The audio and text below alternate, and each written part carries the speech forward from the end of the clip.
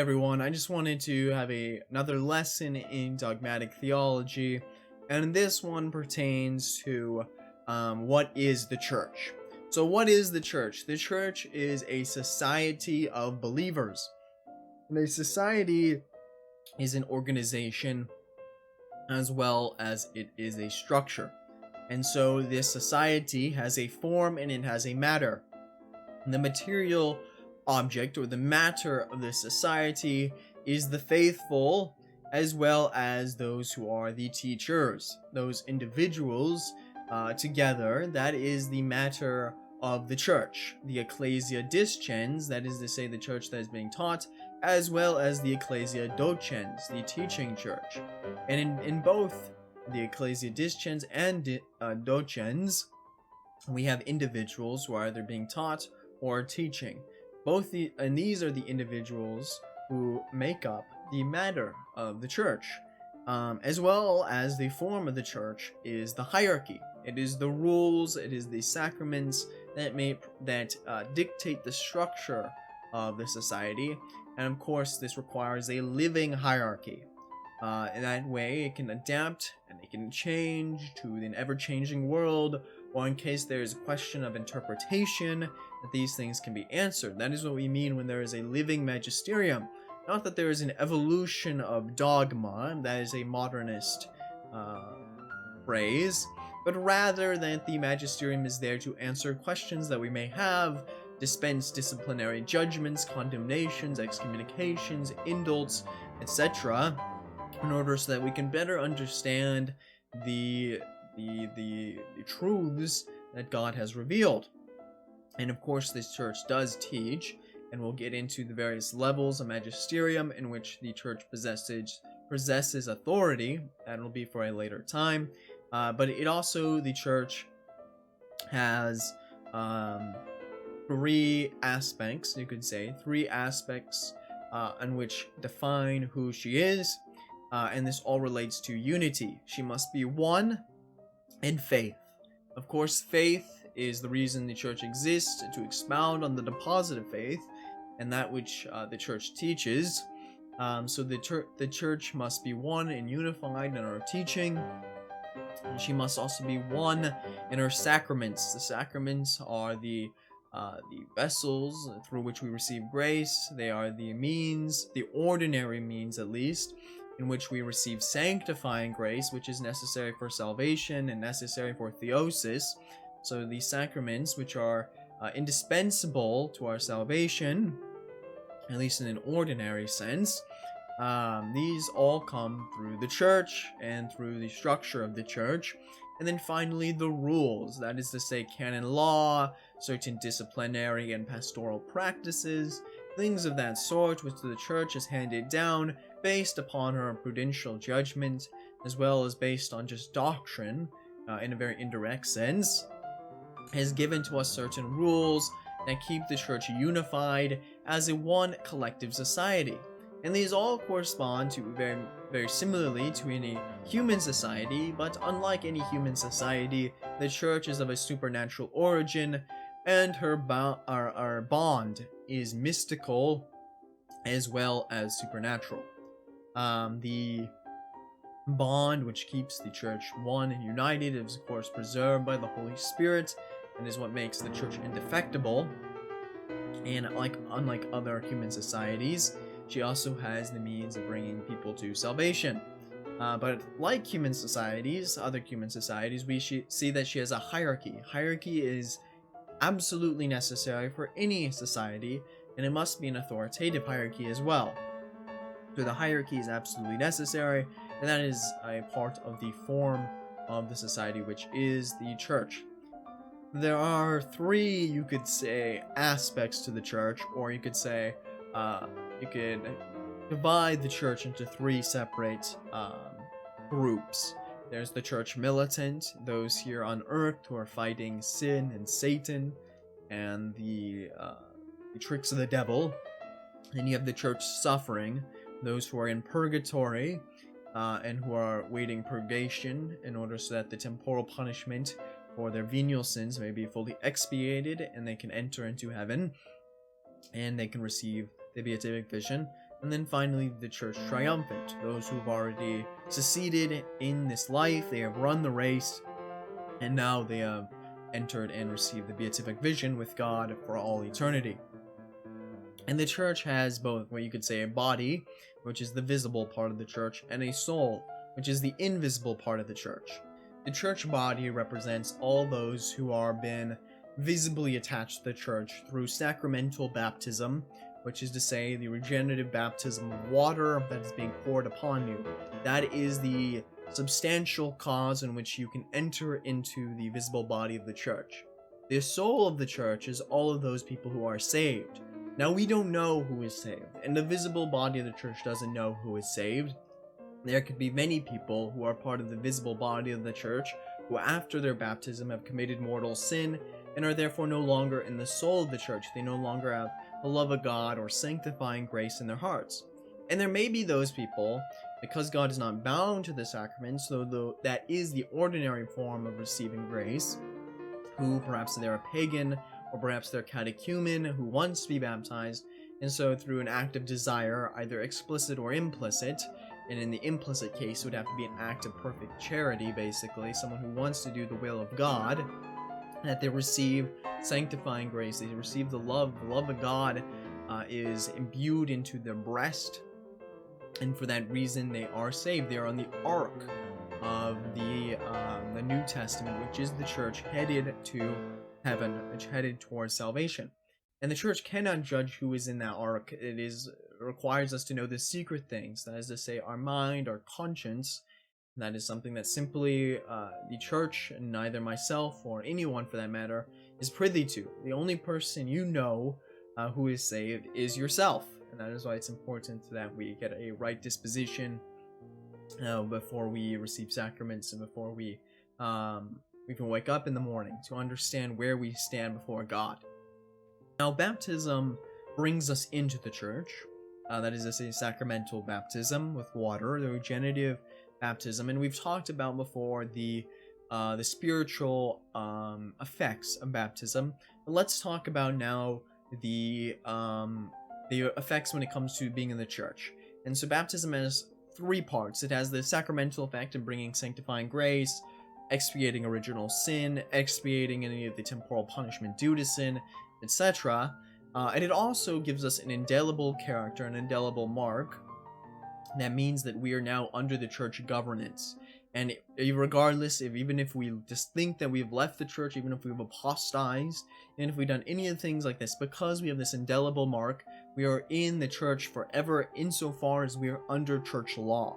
The church law stands in front of us forever when we are baptized. And the third part is that we are now adopted into the church, in the visible part of the church. We are now sons of the church, daughters of the church. We're part of the church faithful, the church militant. And even if you commit mortal sin right after you are baptized, you are still in the church in the visible body. Now, how can it be removed? That is the substantial cause by which we are entered into the visible church, or the body of the church. And how can we lose that? There are two means in which we can be cut off. Or rather, you could say probably three ways. The first is heresy. And public heresy will cut you off from the body of the church. Public schism will cut you off from the body of the church. And being excommunicated will cut you off from the body of the church by the ecclesiastical authorities. Now, this does not dispense you from the law of the church. That indelible mark is still there, but you can no longer receive the sacraments of the church. You are no longer part of the body of the church because you have violated the fundamental tenet that the church must maintain, which is unity. It is not the sin of heresy or the sin of schism that is so bad. What is the issue is that they are a sin against truth and a sin against love, respectively. It is an antisocial sin, and this, because of this crime, is really the crime of heresy and the crime of schism, that it does so much damage. It is antisocial, that it disrupts the unitive nature of the church. The church must be united in faith, in law, and in our sacraments. And so, for public heresy to abound, for someone to be a public heretic, they are ipso facto immediately cut off from the body of the church. No one can be a part of the church who is espousing beliefs that are contrary, publicly espousing beliefs that are contrary to her teachings. And there are two kinds of heretics, or I guess you could just say there are actually four kinds. The first is that there are occult heretics and public heretics. An occult heretic is someone who is a heretic in their heart, and the church cannot judge this. Or is someone who is a heretic to a very small amount of people. They express their heresy to a small amount of people, and the church, this is something the church really couldn't judge. And then there's a public heretic, and a public heretic is notorious. They are known, someone like Martin Luther, who is known to the church as universally someone who's rejected her teaching. And then there is what you could call a formal heretic, someone who is pernicious. They know that this is the church's teaching, and they reject the church's teaching despite being baptized, despite being someone who is in the body of the church. And then you can have a material heretic. And a material heretic is a good, faithful Catholic who wants to do what is right, but simply is not well catechized, or they're ignorant of what the church has taught, and so based on just their ignorance, they have found themselves in heresy. And you can have a material heretic or a formal heretic be an occult heretic, and you can have a formal or a material heretic be a public heretic. And so the question is, what is a mortal sin, and what cuts you off from the body of the church? Well, we can say quite definitively that a material heretic is a good Catholic, and therefore they have not committed a mortal sin. To commit a mortal sin, it requires a full knowledge of the situation. So we can say that they have not committed mortal sin. However, a material heretic, according to the mind of most theologians, a material heretic, if they are public, is still cut off from the body of the church. Even if they are still in the soul of the church, have not committed a mortal sin, they're still cut off from the body of the church, or the idea that the body of the church could ever tolerate someone who espouses beliefs that are contrary to the unitative nature of the faith would be to say that we could never locate the Catholic Church. If there are people within the visible ranks of the Catholic Church who are espousing heresy, then we could never be able to locate the true church, because the church must be, it is defined as a society that is united in faith. That is one of the defining features of her, or one of the defining features of the church, is that she must be united in faith. And so the idea that a material heretic who is public about these heresies, who is notoriously spreading these heresies, could still be a part of the body of the church, would be to say that we could never locate the body of the church, or that the body of the church would obscure itself, and would be able to commit suicide in a sense, since it has violated one of its most basic tenets, which is to say unity of the faith. That being said, of course, a formal heretic has committed a mortal sin, and most definitely, it is without a doubt they've separated themselves from the body of the church. Even ipso facto, they have separated themselves from the body of the church, and they have been cut off from the life of grace, so they're not in the body or the soul of the church. And the same is true of schismatics. Schismatics are people who either reject the Pope, or those who are in communion with the Pope. That is to say, if someone was to reject the Pope's authority, or they were to reject the authority of their bishop, or some other bishop who is in communion with the Pope, then that is an act of schism. If a bishop were to assert themselves as superior to the Pope, or if they were to assert themselves as superior to some local diocesan bishop, that would be an act of schism. And if the schism is public, then most definitely they have cut themselves off from the body of the church. The same is very much true there. And you can have, again, you could say material schism and formal schism and occult schism and public schism, but regardless, public schismatics are cut off from the body of the church. That is the opinion of most theologians.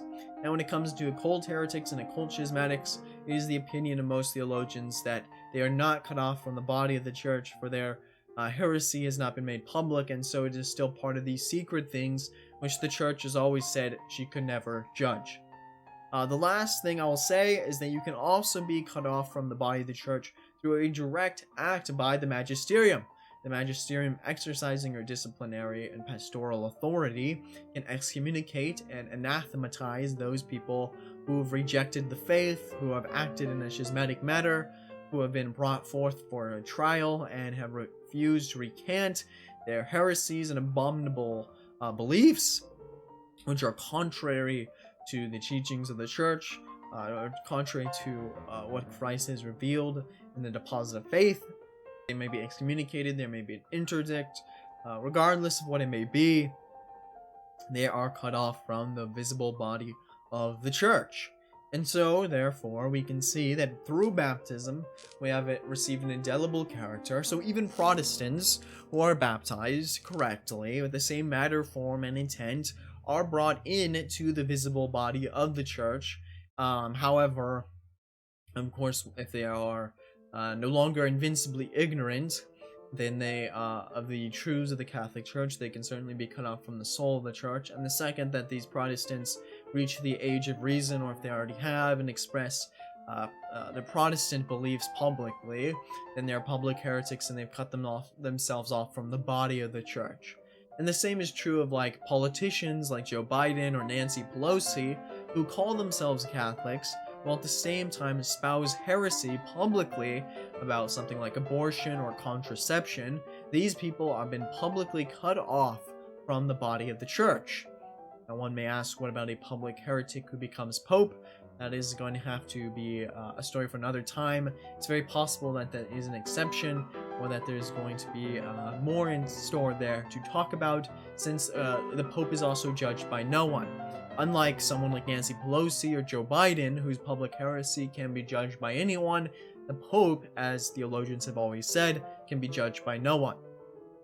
And so we can address that in a later stream. And it is important to remember all these differentiations and terms, and understanding what the church is, and how to understand our relationship to the church.